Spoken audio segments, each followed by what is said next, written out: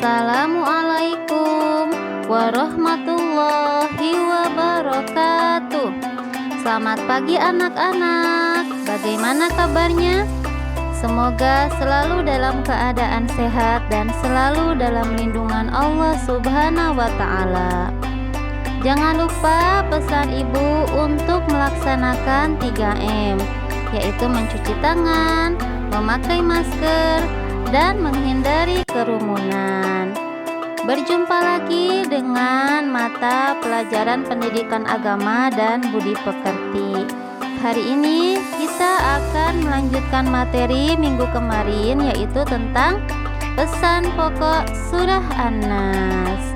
Baiklah anak-anak, sebelum belajar mari kita berdoa terlebih dahulu ya. Bismillahirrahmanirrahim.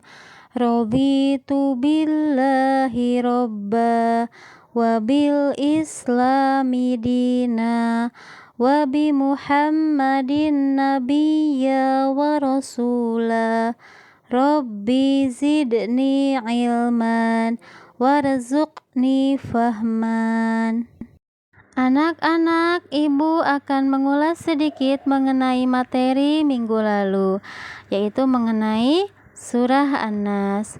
An-Nas memiliki arti manusia. Surah An-Nas terdiri dari berapa ayat? Yaitu 6 ayat. Ada yang masih hafal surah An-Nas? Ya, kita bacakan sama-sama ya.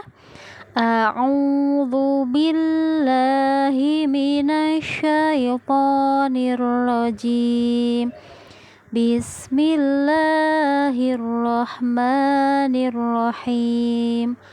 Qul a'udzu birabbin nas, malikin nas, ilahin nas, min syarril waswasil khannas, alladzi yuwaswisu fi sudurin nas, minal jinnati wan nas.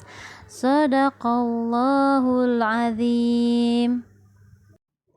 Anak-anak, sekarang kita akan membahas mengenai pesan pokok dalam surah An-Nas. Pesan yang pertama yaitu manusia adalah makhluk lemah yang memerlukan pertolongan dan perlindungan. Ini sesuai dengan ayat atau terjemah dari surah An-Nas ayat pertama, yaitu Qul a'udzu birabbin nas. Katakanlah, aku berlindung kepada Tuhannya manusia. Di sini dikatakan bahwa kita diperintahkan untuk selalu berlindung dan memohon pertolongan kepada siapa? Kepada Tuhannya manusia, yaitu Allah Subhanahu wa Ta'ala. Pesan yang kedua yaitu manusia harus memohon perlindungan hanya kepada Allah Subhanahu wa Ta'ala. Ini sesuai dengan arti atau terjemah dari ayat kedua dan ketiga surah An-Nas ya, yaitu rajanya manusia dan sesembahan manusia. Siapa? Tiada lain dan tiada bukan, yaitu Allah Subhanahu wa Ta'ala. Pesan yang ketiga, manusia berlindung kepada Allah Subhanahu wa Ta'ala dari godaan, bisikan, dan rayuan setan. Ini sesuai dengan arti atau terjemah dari ayat yang keempat dan yang kelima. Ada yang masih ingat ayatnya? Ya, min syarril waswasil khannas, alladzi yuwaswisu fi sudurin nas, dari kejahatan atau bisikan setan yang bersembunyi, yang membisikkan kejahatan ke dalam dadanya manusia. Kemudian pesan yang keempat yaitu Allah Subhanahu wa Ta'ala adalah sumber kekuatan dan perlindungan bagi siapa? Bagi manusia ya. Bagi orang-orang yang beriman. Jadi ingat, kita harus senantiasa berdoa dan memohon pertolongan Allah serta perlindungannya dimanapun kita berada. Salah satunya dengan membaca surah An-Nas. Pesan yang selanjutnya yaitu apabila kita berlindung kepada Allah Subhanahu wa taala, maka godaan dan bisikan itu akan lenyap sehingga kita terhindar dari kejahatan setan. Dan pesan yang terakhir, surah An-Nas sebaiknya dibaca setiap hari sebagai usaha untuk memohon perlindungan kepada Allah Subhanahu wa taala. Nah, insya Allah ya anak-anak, bila kita selalu mengingat Allah di dalam hati kita, di dalam pikiran kita, dan selalu meminta perlindungannya dimanapun kita berada, mau itu di sekolah, atau misalnya di rumah, ataupun misalnya sedang dalam perjalanan, insya Allah kita akan terhindar dari kejahatan. Bukan hanya kejahatan setan, tapi juga dari kejahatan manusia ya, asalkan kita selalu berlindung dan memohon pertolongan kepada Allah. Materi selanjutnya yaitu mengenai huruf hijaiyah bersambung dalam surah An-Nas. Sebelum kita mempelajari huruf hijaiyah bersambung, coba kalian perhatikan penulisan ayat per ayat surah An-Nas berikut ini. Ya, kalian sudah bisa menulis huruf hijaiyah bersambung? Ya, insya Allah pasti bisa ya. Ya, ada ayat pertama, Qul a'udzu birabbin nas.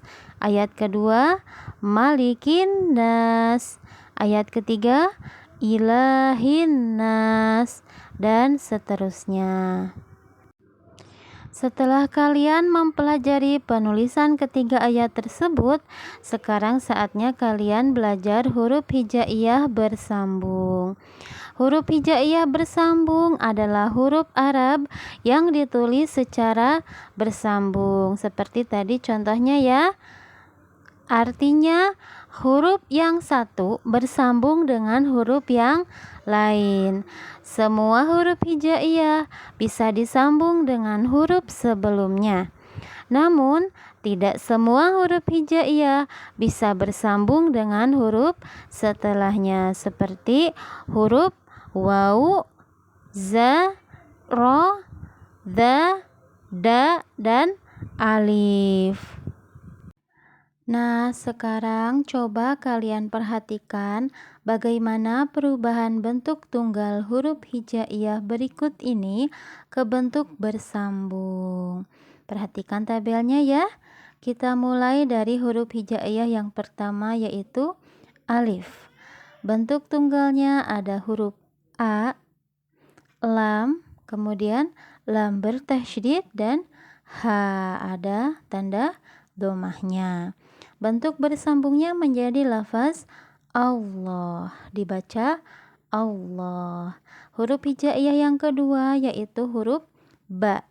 Bentuk tunggalnya ada huruf bi, ba atau ba yang bertanda kasroh, kemudian sin bertanda sukun, dan mim bertanda kasroh. Bentuk bersambungnya menjadi bismi, dibaca bismi. Kemudian huruf yang ketiga ada huruf ta. Bentuk tunggalnya ada ta. Kemudian ba ada tasydid dan ta. Ta bersukun. Bentuk bersambungnya menjadi tabbats, dibaca tabbats. Ya, seperti itu ya. Silahkan untuk huruf-huruf selanjutnya diperhatikan lagi. Perhatikan bagaimana perubahan bentuk tunggal huruf tersebut ke bentuk bersambung. Nah, selanjutnya ini masih merupakan tabel perubahan bentuk dari bentuk tunggal huruf hijaiyah ke bentuk bersambung. Salah satu hurufnya adalah huruf kho. Bentuk tunggalnya ada kho bertanda fathah, kemudian lam bertanda fathah, dan qaf bertanda fathah. Lalu disambungkan, bentuknya menjadi seperti ini, dibaca kholaqo. Kemudian ada huruf dal, dalam bentuk tunggalnya ada di, yaitu dal bertanda kasroh, kemudian ya sukun atau ya mati, dan nun bertanda kasroh atau dibaca ni. Kemudian disambungkan, bentuknya menjadi seperti ini dan dibaca dini. Nah, selanjutnya coba kalian perhatikan lagi ya. Ada huruf the, ada huruf ro, ada huruf za, sin, shin, so, dan dhof. Kalian perhatikan bagaimana huruf-huruf ini berubah dari bentuk tunggal menjadi bentuk bersambung. Baiklah anak-anak, alhamdulillah materi hari ini telah selesai.